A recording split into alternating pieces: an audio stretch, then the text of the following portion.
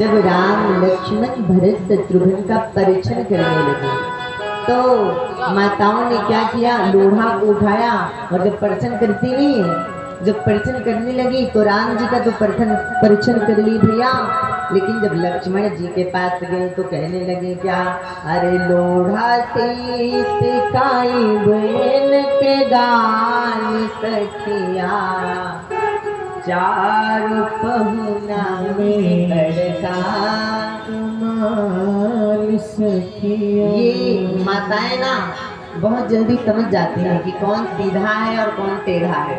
राम जी बेचारे बिल्कुल सीधे साधे थे, क्यों? क्योंकि प्रभु सोच रहे आज मैं दूल्हा बनाऊं, लेकिन लक्ष्मण जी भैया कहते नहीं कि आदत कभी जा नहीं सकती। लक्ष्मण जी थोड़ा क्या थे, थोड़ा सा वो चुलबुल थे, कोई भी काम होता कड़क में आ जाते, क्रोध में, भाई सीता उतारू तो असर तो रहेगा ना विष का थोड़ा। राम लक्ष्मण भरत शत्रुघ्न का माताओं ने परीक्षण किया और यहाँ पर भगवान पीताम्बर धारण किए, और पीताम्बर धारण करने के बाद आज भी आप जनकपुर जाओगे ना मैया, तो एक ही माड़ों में 4 कन्याओं का विवाह हुआ है। क्यों? क्योंकि हर वर्ष हम लोगों को सौभाग्य प्राप्त होता है मिथिला में कथा गाने का, तो हम लोग देखते आ रहे हैं, और उसी के ठीक पीछे आपको स्वर्ण का खंभा मिलेगा, अगर आप जाना तो दर्शन करना। राम जी का जब माड़ों में विवाह प्रारंभ हुआ तो बाबा लिखते हैं क्या, जिस समय भगवान श्री राम जानकी जी के मांग में सिंदूर दान करने लगे तो बाबा कहते हैं क्या, अरे सिया राम के चरित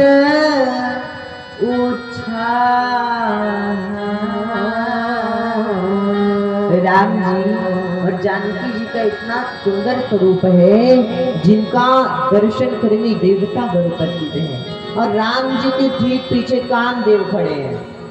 राम में काम में बड़ा फर्क है, लेकिन दोनों एक ही स्वरूप के हैं। सामने राम जी भी हैं और सामने कामदेव जी हैं। लेकिन भैया आज भोले बाबा 15 नेत्रों से दर्शन कर रहे हैं राम जी का। कितने? 15। लेकिन यही जब कामदेव जी का दर्शन किए थे भोले बाबा, तो त्रिनेत्र खुलने पर जल करके भस्म हो गए। कब? जब बाबा ने गाया था। कब? बाबा ने गा दिया था ना, आपको पहले सुना है, बाबा चौपाई में गाए, अरे चितवत काम भय जर छार। जिस समय कामदेव जी बाबा को समाधि से बाहर लाने गए थे, भोले बाबा ने तब तिव तीसर नयन उघारा, चितवत काम भय जर छारा। तीसरे नेत्र के ताकने पर जल करके भस्म हो गए। लेकिन आज वही राम भगवान का दर्शन कर रहे हैं। कैसे दर्शन कर रहे हैं? कितने नेत्रों से? 15। भगवान शिव के 3 मुख हैं और हर एक मुख में 3 नेत्र हैं। 5 आई 15। और भगवान त्रिनेत्रों का जब दर्शन कर रहे हैं ना, तो यहाँ बाबा बड़े मगन हैं। लेकिन राम सीता जी की झांकी को देख करके सब आह्लादित हो रहे हैं, गदगद हो रहे हैं। तभी तक जब भगवान श्री राम जानकी जी के मांग में सिंदूर दान करने चले, तब बाबा लिखते हैं क्या, अरे राम तीर तीरू से नूर दे, राम सिर सिर से नूर दे, राम तीर तीर से नूर दे, राम सिर से नूर दे,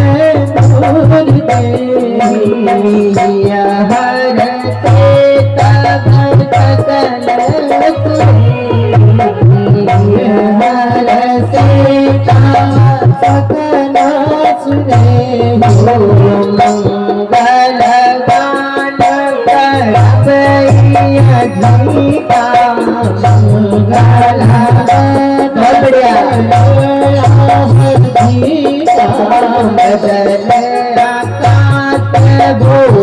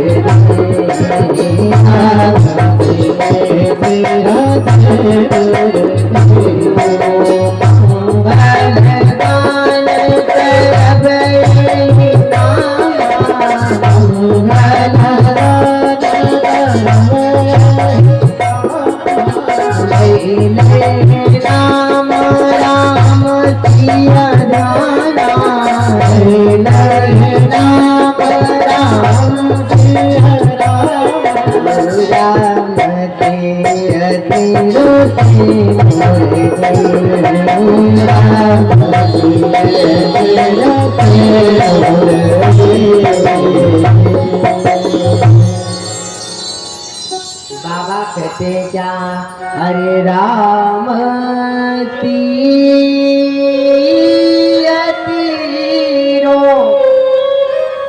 ते भूर दे।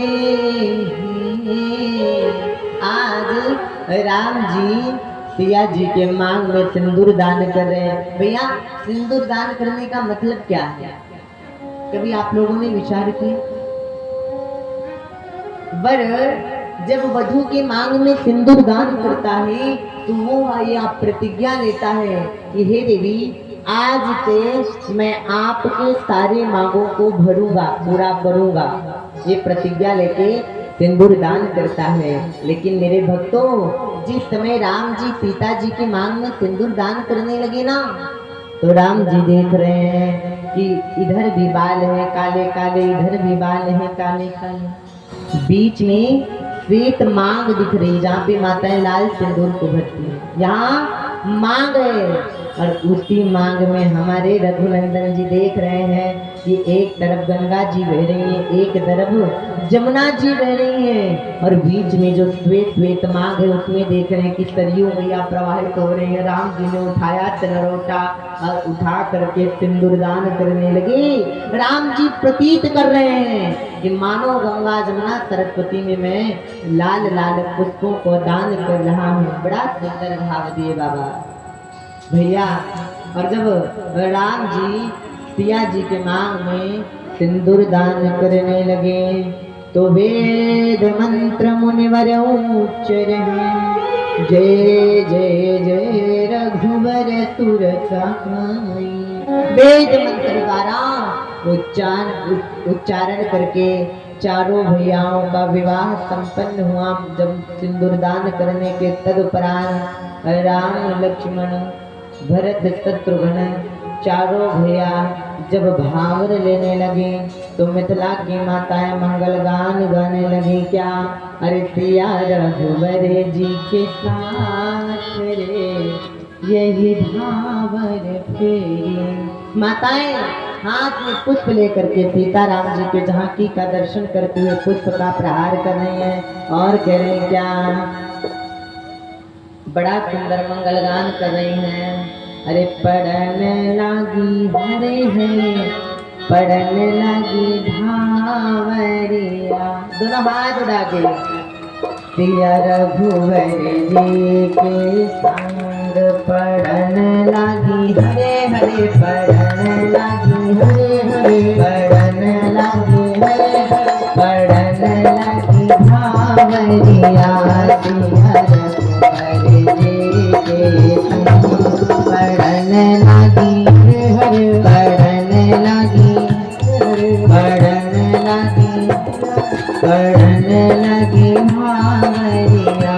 सिया रघुवर जी के संग। बोलो सीताराम भगवान की।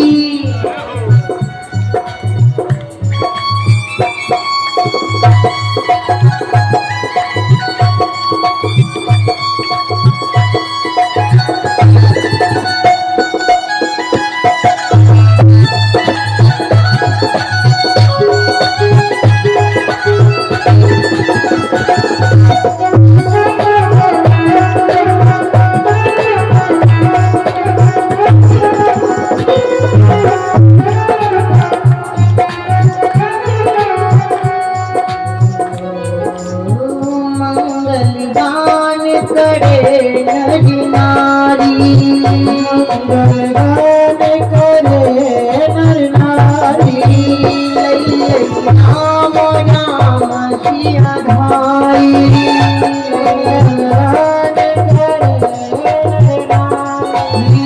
मंगल गान करे नर नारी, मंगल गान करे नर नारी, लई लई राम राम सिया भारी, लई लई राम राम सिया भारी। पियर गोबर जी के संग पढ़न लगे, पढ़न लगे, पढ़न लगे भावरे गोबर जी के संग पढ़न लगे, हरे हरे पढ़न लगे, हरे हरे पढ़न लगे।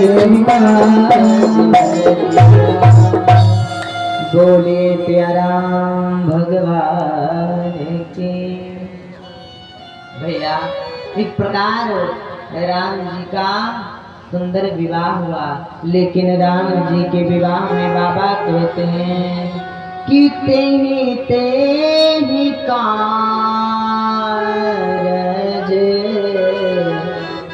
सकल तुभार।